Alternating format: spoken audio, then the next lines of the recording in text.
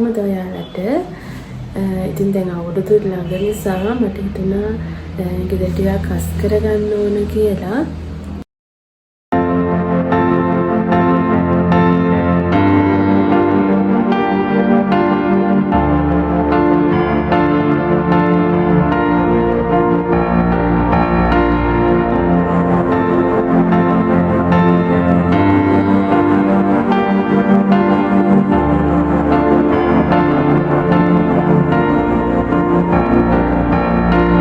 මේ තියෙන කිචන් එක ගාව තියෙන කර්ටන් එක. ඉතින් මෙතන තියෙන කර්ටන් එක ටිකක් අපිට සිදු වෙනවා වැඩිනේ. සමහර වෙලාවට බබා අත පිය දානවත් එහෙම මම දැකලා තියෙනවා. ඒ නිසා දැන් මේක ගලවගෙන ඉක්මනට සෝද ගන්න ඕන.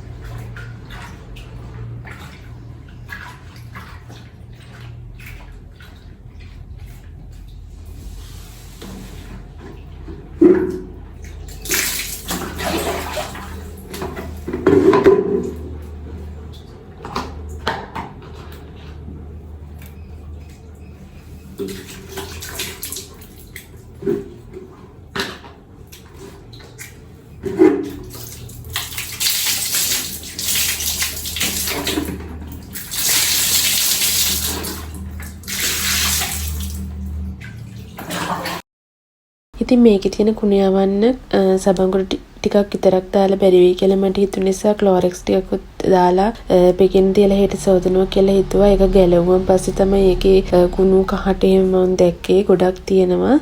ඒ නිසා පෙකින් දාලා හෙට හොද ගන්නවා. ඉතින් මේ තියෙන අපේ ගෙදර තියෙන ඇන්තූරියම් පැල ටික ඉතින් ගොඩක් නෑ. මේකෙන් ගොඩක් පැල අම්මා තමයි හදලා තියෙන්නේ. ඉතින් මේ ටික සුද්ධ කරගන්න ඕන කියලා හිතුවා. ගොඩක් වල්ලෙවිල්ල නෑ. මොකද හස්බන්ඩ් මේ ටික දවසකට කලින් මේ ටික සුද්ධ කරා. ආසෙ වලාකුළු මේ වලාකුළු හොඳටම පිරීලා ආස කළු වෙලා තියෙන්නේ. මේ තා ටිකකින් හොඳටම වහී කියලා හිතුන හින්දා මට තුන ගියේ ඇතුලේ වැඩ ටික නම් එස් හැරි කරගන්න පුළුවන් කියලා මේ එළිය වැඩ ටික ඉවර කරගන්න ඕනේ කියලා හිතුන නිසා දැන් මේ ටික අතු ගාගෙන වෙනට ඉවර කරගන්න ඕන.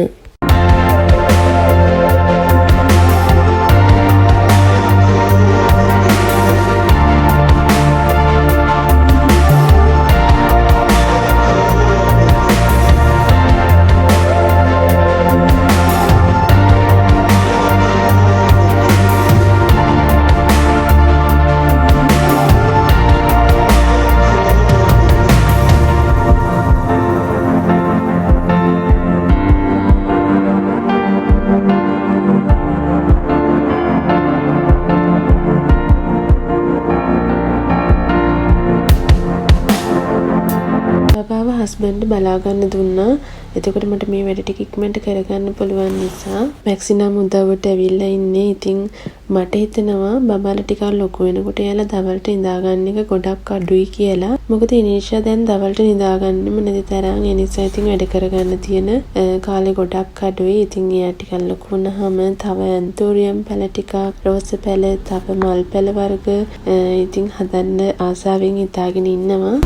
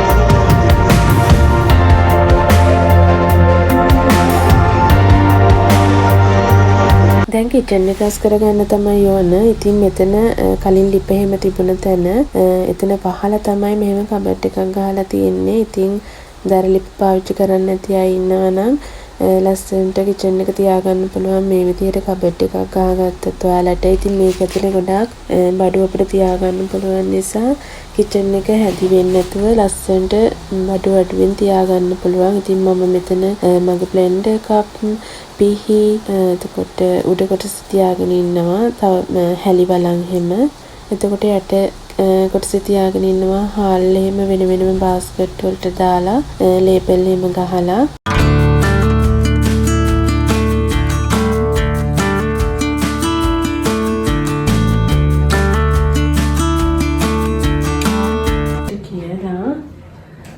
මේ වගේ channel ගරවල් දාගත්ත මේවට.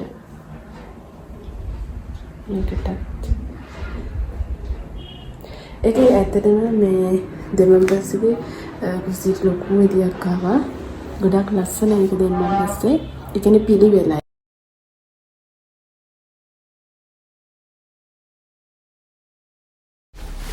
ඉතින් අපේ ගෙදර ගොඩක් ලොකු නැති වුණාට ඒක දවසින් අස් කරගන්න අමාරුයි ඉනිෂත් එක්ක.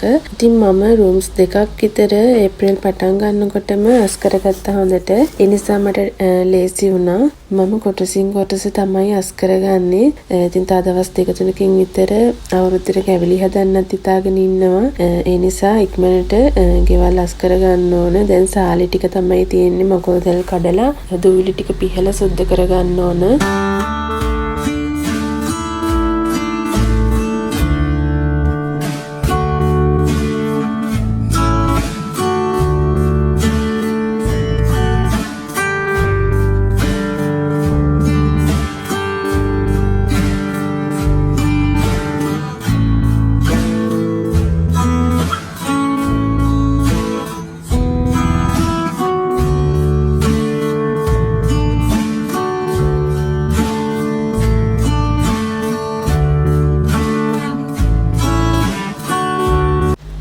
දන්නේම නැතුව දවල්ට කෑම කන වෙලාවත් ඇවිල්ලා. ඉතින් කෑම ටිකක් කාලා එහෙම ඉනිෂත් එක්ක අයිස්ක්‍රීම් එකකුත් කෑවා. ඉතින් ගොඩාක් මහන්සි උදේ ඉඳලාම වැඩ හින්දා.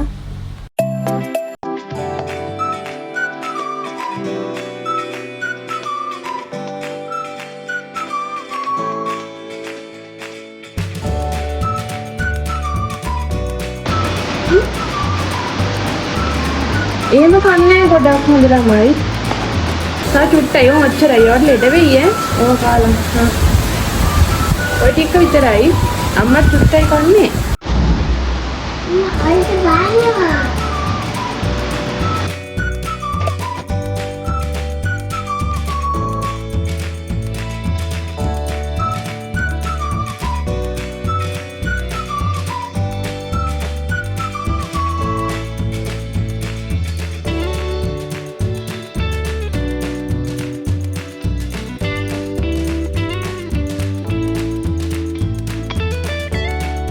හිතුවා වගේම හොඳටම වහිනවා එළියේ. ඉතින් වෙලාවට එළිය වැඩ ටික ඉවර කරගත්තා. වැස්සකට කලින්.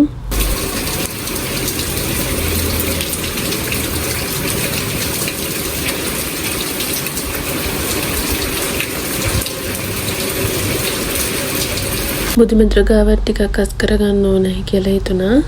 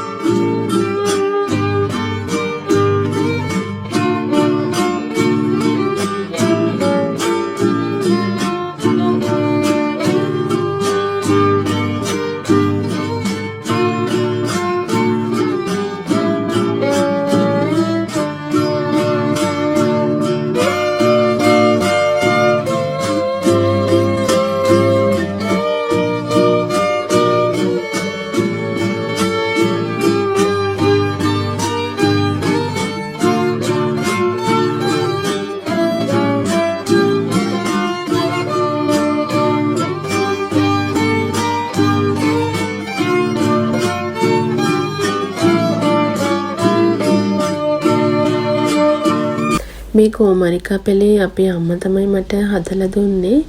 ඉතින් චූටි පැලේ දවස්වල මේක ඉක්මනට ලොකු වෙලා දැන් ගොඩාක් ලොකු වෙලා. ඉතින් ගෙදර තියෙන්න ඕන පැලයක් තමයි කෝමරිකා පැලේ. ඉතින් අත පිච්චුන වෙලාවක අපිට ගා ගන්න පුළුවන්. ඉතින් මම නම් සමහර දවස්වලට මේකෙන් කෑල්ලක් අරන් අර මූණෙත් ගා ගන්නවා. මූණටත් හොඳයි කියලා කියනවනේ.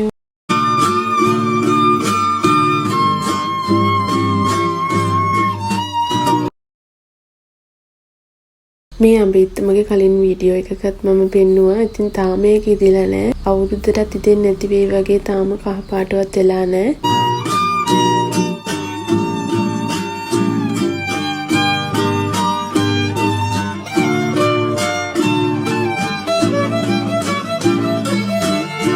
ඉතින් අන්තිමේට තියෙන්නේ අපේ කාමරේ අස් කරගන්න.